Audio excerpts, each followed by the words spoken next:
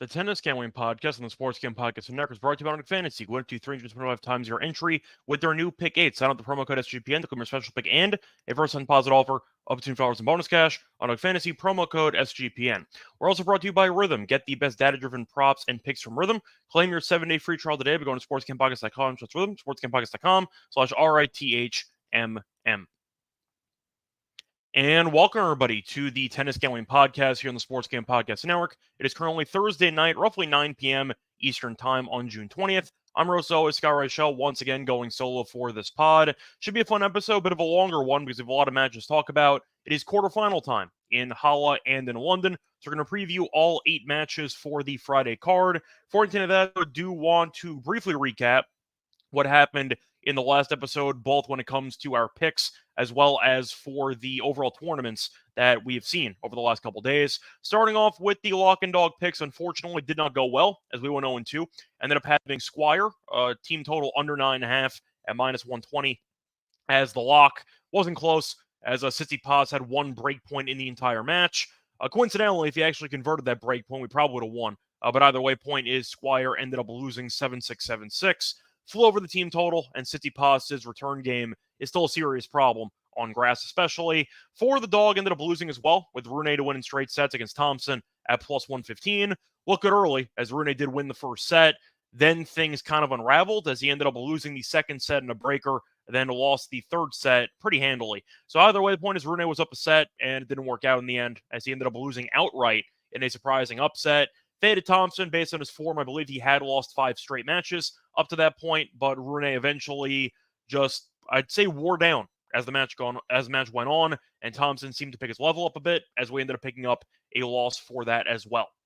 So not ideal. I'll look to definitely get back on track here for the Friday card. Before we get into any of the other recap, do want to remind you once again that we have a lot of great merch on the SGPN merch store, as we do have a lot of Tennis Gambling Podcast merch, shirts, sweatshirts, and mugs. So don't forget to check out the actual merch store, not just for our show, by the way, but also for the other shows with the SGPN network. And a reminder that the countdown to football season is on, and SGPN has you covered. The College Football Experience is doing individual team previews for every single college football team, plus SGPN's 5-minute fantasy football is your quick podcast that gets you prepped for all things fantasy. So don't forget to check out the other actual shows with the network, and don't forget to check out the merch store to get yourself some merch. Also, a reminder to like, subscribe if you are listening to the podcast on YouTube, and a reminder to rate and review the podcast on Spotify or Apple. So no matter how you consume the podcast, you can leave feedback, you can show support, so please do so. And you can also leave a comment if you do enjoy the show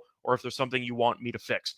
Either way, though, time to get into the actual deep dive recap for the events. Starting off, first of all, we're not going to cover every single day of the events. We are going to cover briefly of the Wednesday and Thursday cards. Feel like that makes the most sense. We'll talk about the most recent matches. Not going to spend too much time deep diving, but just going to cover the matches that kind of caught my eye. Starting off, Berrettini beat Mickelson. Good win there. Mickelson really not that great. I know he made the final in Newport last year on grass, but I don't think he's that good of a player. And I do think that for a guy that's pretty tall, he does need to work on his overall consistency, and his overall serve, I think, could use some work.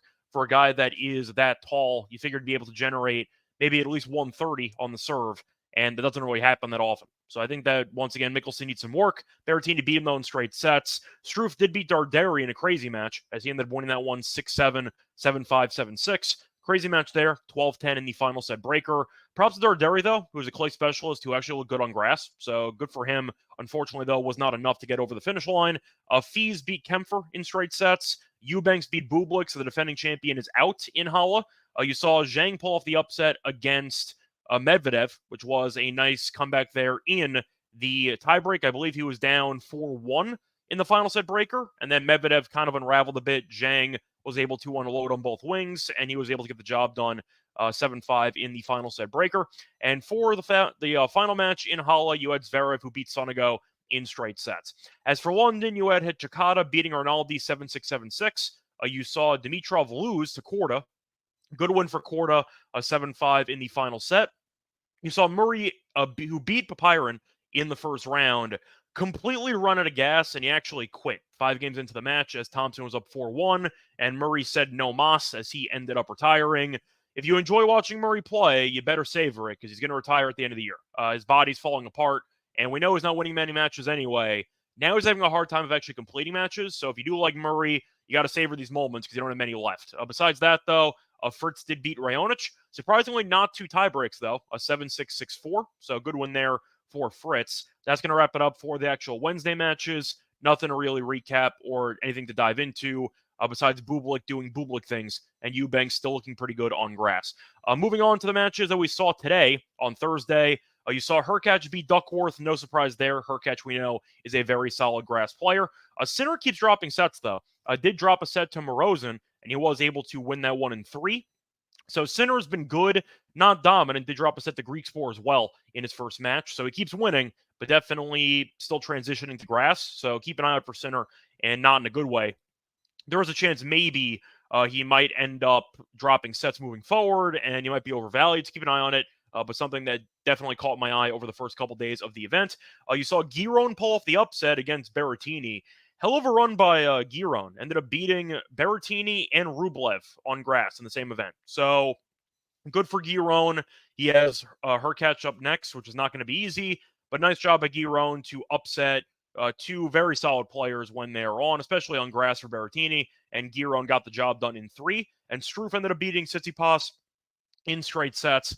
Tsitsipas against Squire and against Struff had 1 total break point in the entire tournament. 1. Yeah, Tsitsipas, who's ranked 11th, I believe, on the ATP Tour, damn, his returning sucks. I mean, we talked about it earlier this year, and we saw him win Monte Carlo, so he was able to piece together some good overall return games in the clay season. On grass, damn, the guy can't return, especially to the backhand side. I know Struff's a great server. I get that. Even Squire's an underrated server, but still, the point is 1 break point in 2 full matches when you are a top 15 ranked player is embarrassing, and I have to call him out for it. Point is, I do think that Tsitsipas is never going to win anything anyway when it comes to Grand Slams, but the return has been a serious problem. The one-handed backhand's been vulnerable, and simply put, Struff just overpowered him the entire match. Tsitsipas ended up allowing 1 break point in the first set, shanked the forehand, and then he ended up having a similar story in the second set, where he actually fought off the break point with an ace, and then eventually gave up the break on the second breakpoint chance. So not many breakpoint chances in the match overall. Struff faced 0, Tsitsipas faced 3, and he got broken on 2 of them. And that kind of sums up the match. So either way, it was close, but Struff's serve was really just dominant, and you ended up seeing Tsitsipas's return game look abysmal once again, which has been kind of a theme so far this year. Now, moving on to London. You saw Paul beat Tabilo in straight sets. You had the upset of the day, arguably the tournament, of Draper beating Alcaraz. Draper's been fantastic. We saw him win his first ever ATP title over the weekend on grass. Now he's going to keep it rolling in his home country as he was able to beat Alcaraz. I believe he only had to fight off 1 break point in the entire match. But Alcaraz, we know, is a solid grass player. Did win this event last year in London. We saw him win Wimbledon, beating Djokovic in 5 in the Wimbledon final. Point is, Alcaraz is still solid on grass, and Draper outplayed him.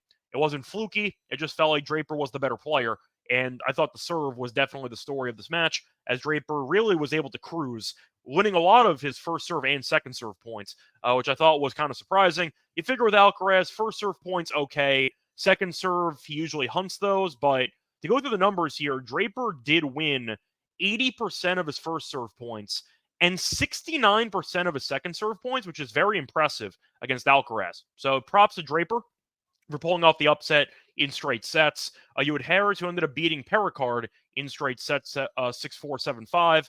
Kind of surprising none of those sets went to breakers, but still a nice win there for Harris. And you saw Musetti win a marathon against Nakashima to wrap up the action today as he won in 3 sets. Now, I got to briefly recap the outrights that we had for the event. One of the events actually been pretty good. One of them's been pretty bad. So Halle's been solid. That's going to be the starting point. So for the first quarter, we have Sinner. He's still alive. Second quarter, Medvedev. Nope, that didn't work out. Third quarter, we lost to Rublev at 240, but we do have Hurkacz as a pretty big favorite against Giron at plus 140. And we have Zverev at minus 105. So we still have a shot to win 3 out of the 4 quarters, and all 3 of our outright picks to win the event. Sinner, Zverev, and Hurkacz are all alive. So that definitely is a solid start to the event. As for London, really bad, simply put, except we have one saving grace. So we gave out Alcaraz to win the first quarter. Of course, we don't bet the minus 200s. We only bet minus 150 or below. but I wasn't going to take anybody in the first quarter besides Alcaraz, so ended up whiffing there. Second quarter, went with Dimitrov at 190 and Humbert at 5-1. Didn't work out as Humbert lost early and Korda beat Dimitrov in a marathon, so that did not work out. Third quarter, not good either. We only took one option, took Rune. He lost in the first match to Thompson. So once again, we kind of struck out entirely, but we had Dimmenauer as well in the fourth quarter. That didn't work out either. However, we have won outright, ironically, the longest shot on the board that survived the longest out of all the outrights we had for London, because we have Harris to win the fourth quarter at plus 2,000. And he's against Musetti. If he wins it, then that covers pretty much everything for the entire outright episode.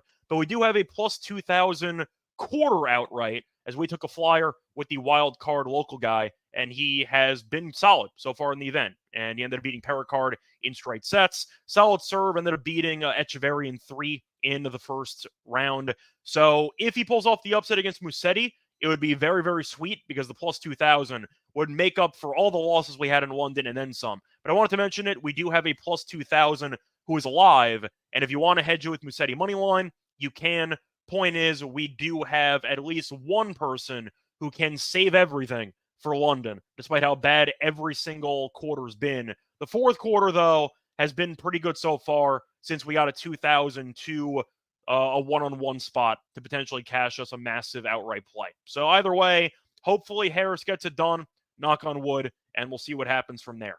Besides that, did want to briefly mention something that happened with Team USA, because there were some announcements when it comes to the Olympics, and they officially announced what Team USA is going to look like. And I wanted to briefly mention it, not going into a full rant, but I wanted to discuss it, because I do think it's a pretty bad look for what happened. Now, starting off with the actual news that came out.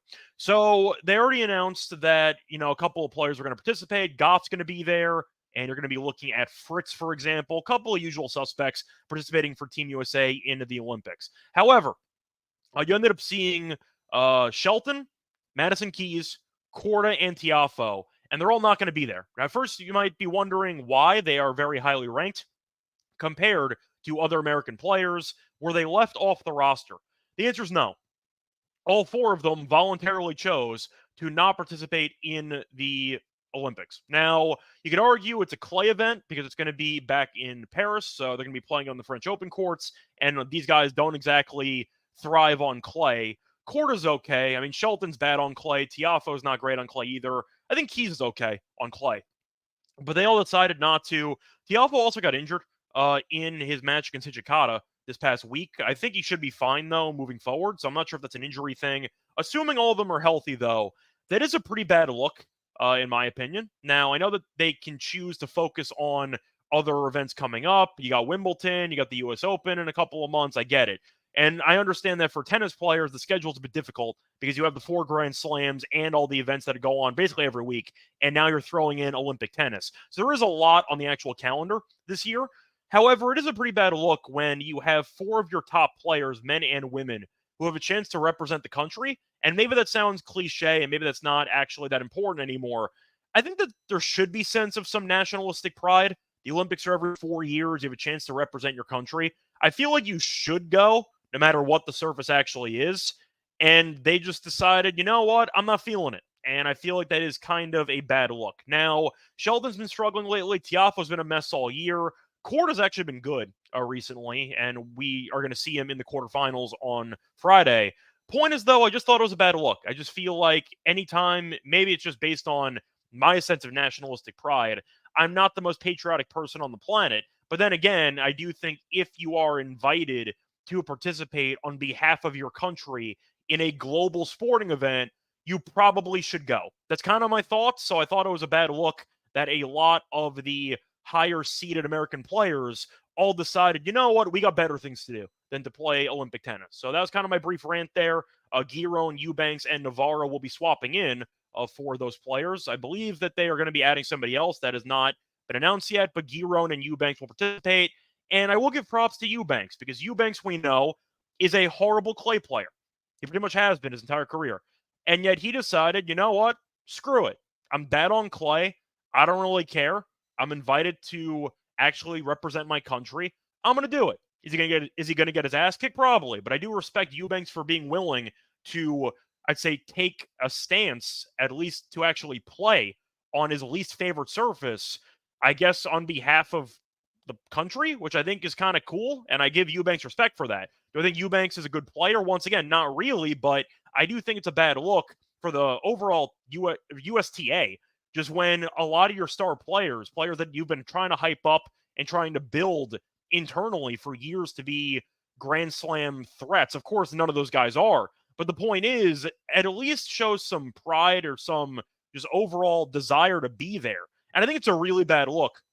And maybe it sums up why an American player on the men's side hasn't won a Grand Slam title since Roddick about 20 years ago. It's a bad look, in my opinion, when you have that many high-ranked players deciding, you know what, I got better things to do than actually going to represent America on a global scale on national TV. That's kind of my brief rant. Wanted to mention it. Just thought it was a bad look. Do I care in the grand scheme of things? Not really, because once again, Team USA is not going to win anything on clay. The women, maybe. But I do think the men are going to get destroyed in the singles event. It is what it is. But I did want to at least mention it because I did think that it was at least worth talking about since I obviously do live in America. Anyway, before we get into any of the actual quarterfinal matches, do want to briefly remind everybody once again that we are brought to you by Underdog Fantasy because the Pick 8 is now live. For the NBA Finals, I believe it is still live, even though the finals are over. Create entries up to 8 picks. I don't know, will automatically double flex your entries, and you can miss up to 2 picks and still win your entry. With more picks to make and more ways to win, the excitement is higher than ever. And the best part, you can win up to 325 times your original entry. You can now use specials and boosts on all flex entries. I can't personally wait to use my Pick 8 entries on WNBA plays. Reminder to check out the WNBA Gambling Podcast, which Terrell and I do. But there are still a lot of options to use for that one. Either way, though, a reminder to use the promo code SGPN to claim your special pick and a first-time deposit offer up to $200 of bonus cash on a fantasy promo code SGPN. Welcome back, everyone, to the Tennis Gambling Podcast. Just finished briefly recapping what happened over the last couple of days in Halle and in London. Now it's time to get into the actual matches for Friday. Halle does start an hour before London, so that's where we're going to start. Starting off with the first match of the day, we'll get a matchup between Hurkacz and Giron. Hurkacz, massive favorite, minus 350. Giron is plus 280. The spread is plus or minus 3. The over-under is 23.5. You can find 22.5, though, like minus 150. For set spread, you have Hurkacz in straight sets at minus 105, Giron to win a set at minus 125, and the over 2.5 sets is plus 140. Now, I mentioned before, Giron has been very impressive so far here, beating Berrettini and Rublev, which is a very solid strength of schedule, and he was able to get through it. Now, Hurkacz, we know, is still a very solid grass player, and I have to at least point out that Hurkacz has looked comfortable so far here. Did end up beating Caboli 7-5, 7-6, and he also beat Duckworth 7-6, 6-4. So not exactly the best competition, but he still has not dropped a set, and we do know that he is still one of the best servers on tour. I think since Raonic is healthy again, Raonic is going to reclaim that title, but he is a top 2 server on the entire tour since Opelka is still injured. Either way, though, point is, I do think it is worth mentioning, they faced off in Wimbledon in 2021, so it is dated, but Hurkacz did win that one in straight sets, did not drop more than 4 games in a single set. So they did face off one time on grass. It is dated. Now, I do think facing off against Berrettini is actually good preparation for Hurkacz. So maybe Giron actually gets off to a decent start. I think Hurkacz is going to win. The question is, do I think that there's some value on Giron or maybe the over in this match? I think there might be. I think Hurkacz is, once again, a very solid player, but he makes a lot of unforced errors, and I do think Giron is well-equipped to make the match competitive. Now, I do think that Giron's going to lose, but I think plus 3.5 games at minus 135 is kind of appealing. You might get a breaker in there knowing Hurkacz, and as long as Giron doesn't get buried in one set, you might be fine. So I think that Hurkacz can actually win this and still not cover the spread. I don't mind Giron, plus the 3.5. You beat Rublev, okay. Rublev hasn't played a grass match yet, so you can argue that there's an excuse built in. But then he ended up beating Berrettini, who we saw make a final last weekend. So I do think that's a very good showing. I think Hurkacz, despite looking decent so far in the event, has not exactly played good competition. And you're looking at Caboli being a guy who's never won a grass ATP match in his career. That was still very competitive.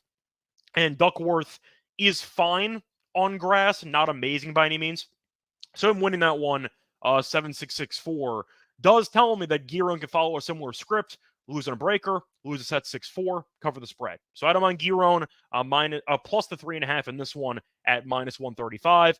Don't mind the over either, but I do expect Hurkacz to win this match. Moving on to the next match on the card, you have Fees taking on Zverev. For this one, you have Zverev as a minus 360 favorite, give or take, and you have Fees at around plus 290. Same spread as the Hurkacz match. You have Zverev minus 3 and Fees plus 3. The over-under set at 23. For the set spread, Zverev in straight sets is even money. Fees to win a set is minus 120. Over 2.5 sets is plus 150. And I do think for the sake of this matchup, it is worth mentioning they faced off one time before in their careers. Zverev did win in straight sets. It was a bit dated, though. Faced off in Hamburg last year on clay. So that doesn't exactly mean anything because it's on clay and this one's on grass. Now, Fees has been a mess so far this season, but he's been good in the event as he ended up beating Makic and beat Kepfer in straight sets. Zverev was on the ropes early on against Atta. Now, Atta did have to go through qualifying, I believe, so he had a bit more, I'd say, comfortability with grass, and he ended up seeing Zverev struggle early on. Then he settled in, and he has won 4 straight sets, including beating Sonego in straight sets on Wednesday. Point is, though, I do think there's some value on Zverev straight sets. Even money for the defending runner-up in his home country, I do think is a very solid price. And you are looking at Zverev, who I know is on clay, did make the French Open final, so it's not like Zverev has been in bad form. He's been in solid form. He dropped 1 set to Atta, his first set on grass this year. Then he picked it up again, and he's been solid ever since. Fees, I understand, ended up beating Kempfer, so he's already had to deal with a hostile German crowd, and he ended up winning in straight sets in for each of the first 2 matches. But Zverev is a massive step up in competition. That's obvious, and I do think that there's some value at even money on the defending runner-up to win in straight sets. That'll be my main play for this match. Moving on to the next match, you have arguably the match of the day, as you have Struff taking on Sinner. Now, Sinner is a favorite, obviously, but not as big as you might have expected based on the names. Sinner's minus 360. Struff is around plus 290. For the game spread, you have plus 3.5 for Struff. You have minus 3.5 for Sinner. For the over-under, you have around 23 or 22.5. For the set spread, you have Sinner or Struff minus 1.5 or plus 1.5 at minus 115. So Sinner to win a set is the same odds as Sinner to win straight sets, so that's right down the middle, and the over 2.5 sets is plus 150. Now, I mentioned before, Struff had a series marathon against Darderi in his first match here, which is definitely concerning because we know Darderi is not exactly known for being a grass specialist by any means, but he was able to get through it, and then he buried Tsitsipas in the match on Thursday. Now, Sinner has been winning, but he has not looked that great. Lost in a breaker to Griekspoor and ended up winning in 3. Lost in a breaker to Morozin, won that one in 3. Point is, though, Sinner has not been too good in tie breaks in the event, and we know Struff is a very good server who has been good in breakers. So I do think this match could be competitive, and I do think that 3.5 games actually feels kind of large for Sinner. I think that Struff can cover this. Kind of similar to what I said for the Giron match, but I think that if Struff, not exactly the same because Struff we know is a much better server than Giron, but the point is Struff I do think can serve very well here. He's at home. The home crowd's been very kind to him so far, and his serve has been incredible. He's only faced one break point, or he's only been broken one time, in the 5 sets he's played. And Sinner has been struggling. So I do think with that being the case, the over's worth a look. I think Struff is actually alive to make the match interesting. I don't mind the team total over for Struff at 11.5 or Sinner at 13. But I like the over, and the match will be close. I don't mind the over 2.5 sets at plus 150. Sinner's been fine here, not overly dominant, and I do think that can make the match quite interesting. But if Sinner does what he's been doing, which is losing breakers in this event so far, then Struff is very live with these prices to cash some nice plus money plays. So I am going to go with Struff to make it interesting. I think Sinner's going to win because I think Struff is just not going to be able to break in this match. But I do think that Sinner will leave the door open at various moments, and I think that Struff will do enough in order to actually make the match competitive on the score sheet. Moving on to the final match of the day in Halle, you have Eubanks against Zhang. So for this one, you have Zhang as a slight favorite of about minus 127. You have Eubanks at plus 107. For the game spread, you have minus 1 for Zhang. You have plus 1 for Eubanks. Over-under is around 24 or 25. For the set wagering, you have Eubanks in straight sets. which is at plus 260. Zhang in straight sets is plus 200. The over 2.5 sets is around plus 125 or plus 135 if you shop around. Now, for the matchup, the head-to-head is non-existent. They never faced off against each other. Now, Zhang, I think, is the better player, and he's been in better form. Eubanks, we know, though, is a solid grass player. Made a deep run in Wimbledon last year. I believe he made the quarters, and I think he lost to Medvedev in 5. We ended up seeing him win a title on grass last year. I think that was Mallorca, I think. Point is, though, Eubanks has been successful on grass before, and he did beat defending champion. Beat Bublik in 3, did beat Martinez in the first round. We know Martinez is a clay specialist, but still counts the win nonetheless. As for Zhang, he's been involved in some marathons, beat Medvedev in 3, and beat Offner in 3. So I expect a close match. I do think Zhang should be favored. Eubanks is a solid grass player. Zhang's serve can be a little bit inconsistent, but I do think Zhang is better in the rallying game, which can make the match a very, very competitive one. I like the over. Simply put, I think the sets over is worth a look at 2.5, especially if you can find plus 135. I see a war, and the odds reflect that. I think these guys are going to kill each other. I would probably lean to Zhang. I think he'll win in 3.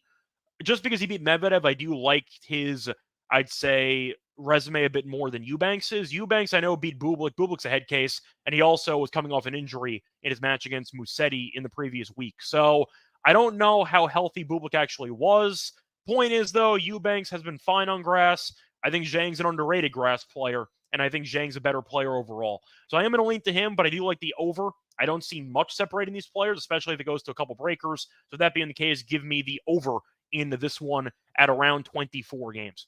Besides that, though, that's going to do it for Halle. Moving on to London, you have some matches that we are especially focused on, especially the one involving a plus 2,000 outright. But for the first match on the card, you have Fritz taking on Thompson. Pretty good match to actually start the day with, and it is pretty funny that Korda and Hijikata is randomly the last match, which is arguably the worst match on the entire card. So interesting scheduling by London there. Is what it is, though. For this one, you have Fritz as a big favorite. No surprises, he's minus 255. Thompson is plus 215. Fritz is around minus 2.5 or minus 3.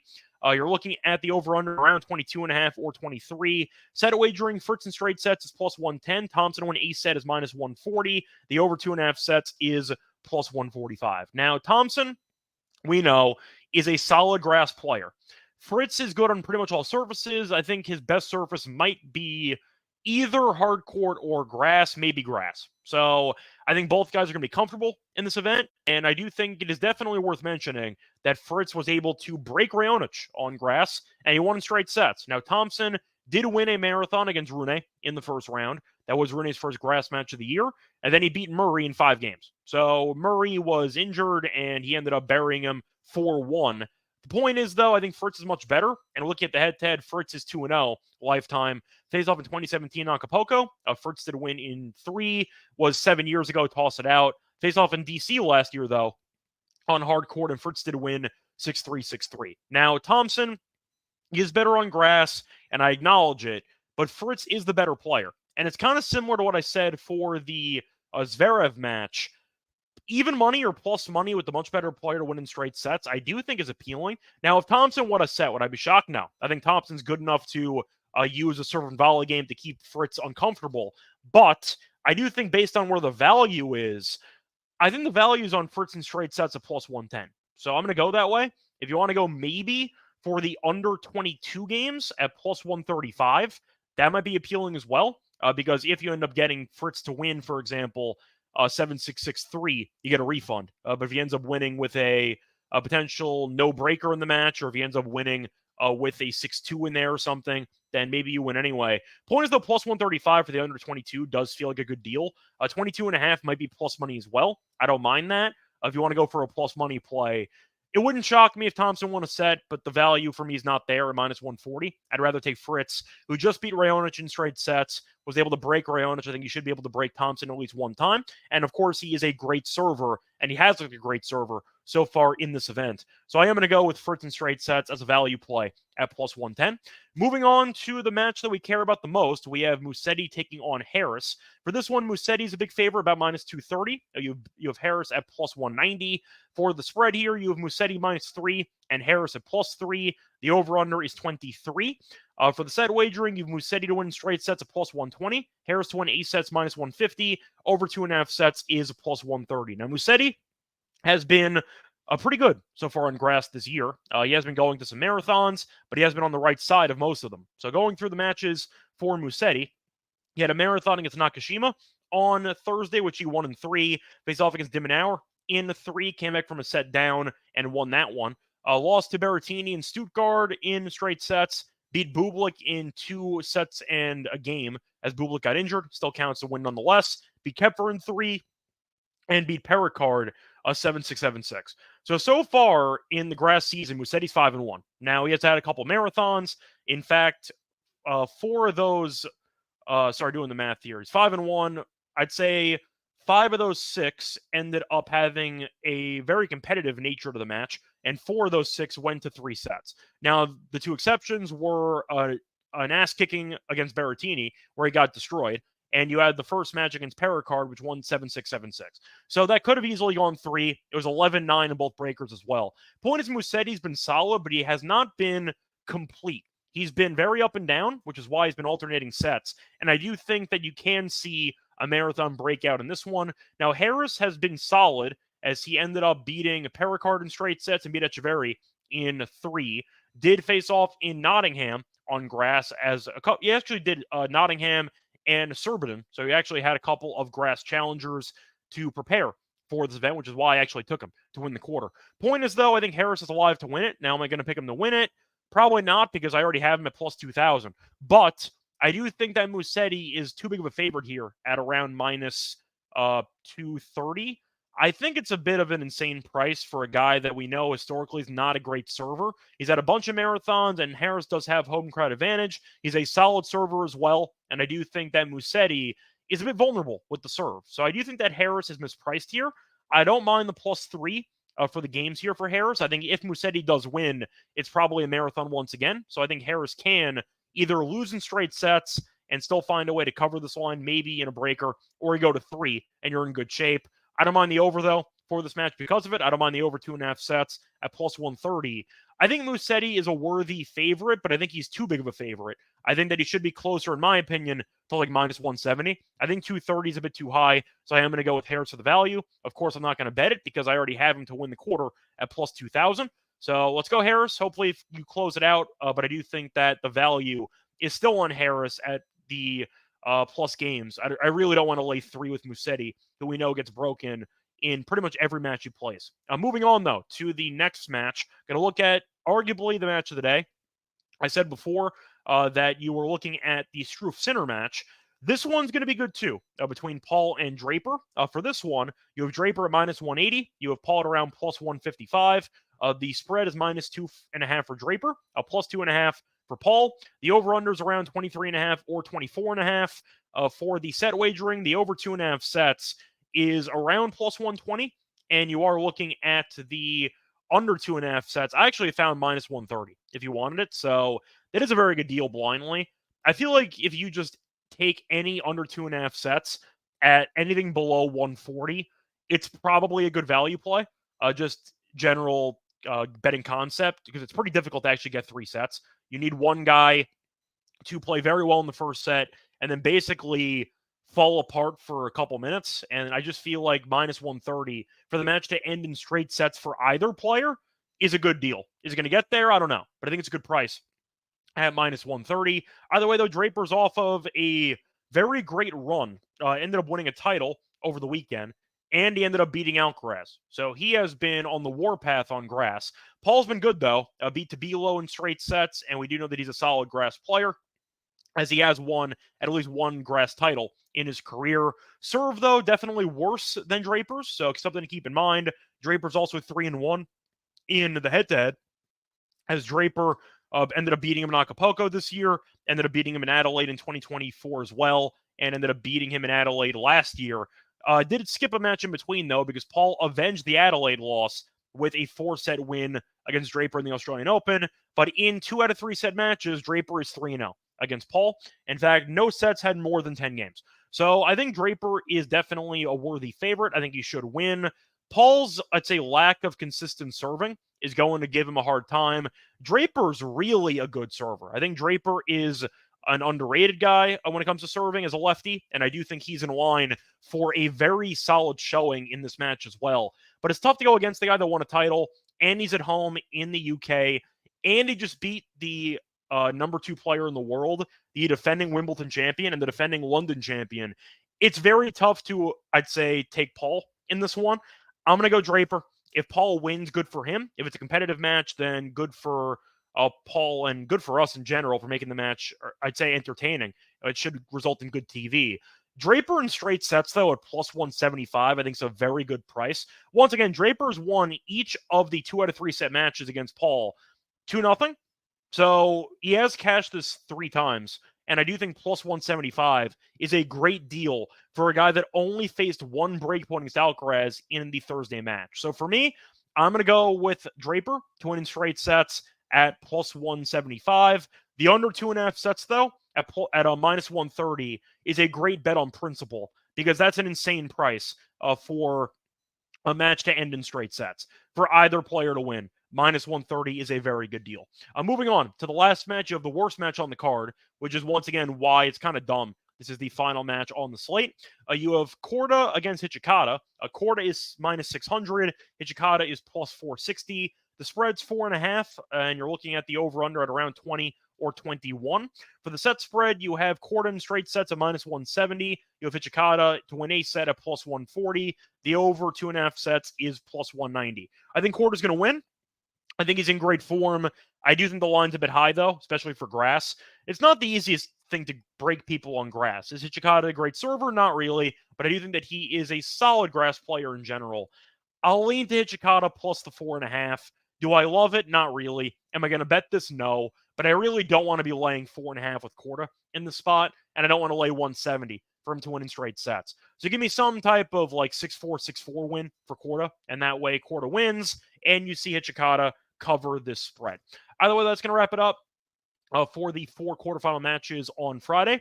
Now it's time for the lock and dog picks. Before we intended that, though, do want to remind you once again that we are brought to you by Rhythm, because Rhythm is a great place to help you betting your player props, because it is the go-to sports betting tool that transforms complex data into actionable insights, empowering bettors with smarter, data-driven decisions. Unlike other platforms, Rhythm combines advanced predictive analytics with an intuitive user experience, making betting both easier and more enjoyable. Rhythm's predictive models are from the brains of MIT data scientists and quants with over 3 years of data to help drive you to better AI-backed betting decisions. It's never too early to start your NFL projections, by the way. A reminder that for the NFL, Rhythm will have you covered as well.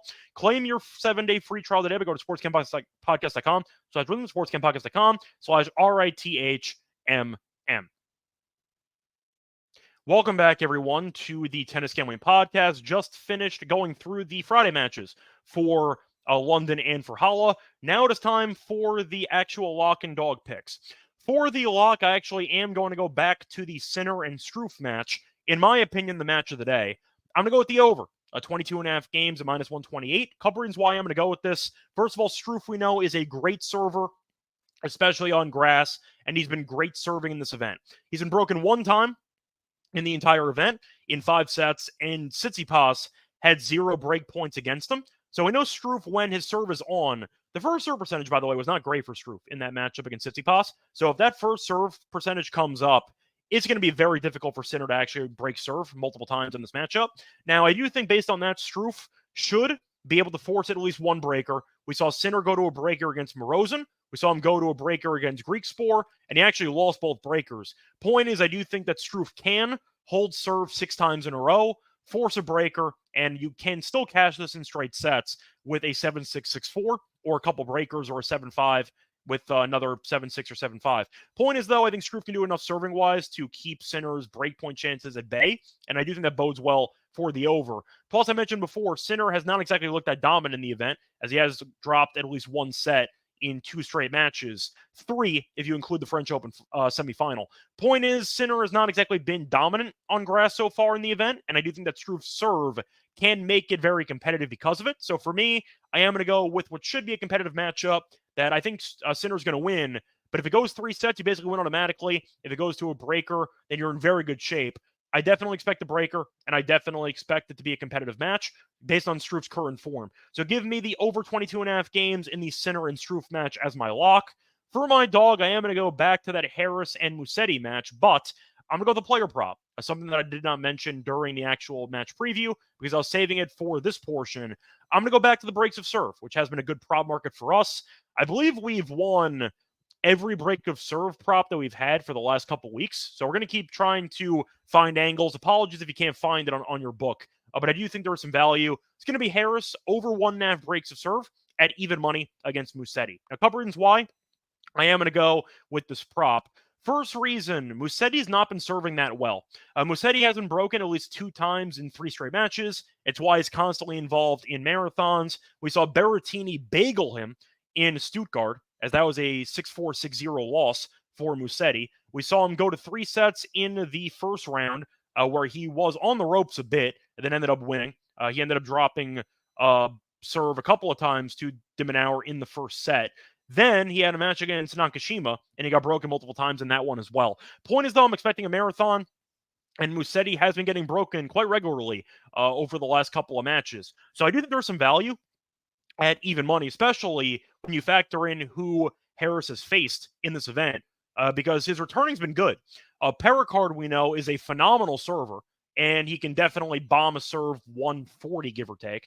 And you saw the match on Thursday, and Harris broke him twice. So I do like the actual form Harris is in. I think his return game's actually been better than anticipated in the event. And Pericard is a great server who can hit bombs. And we saw Harris go over this number of 1.5 breaks against him on Thursday.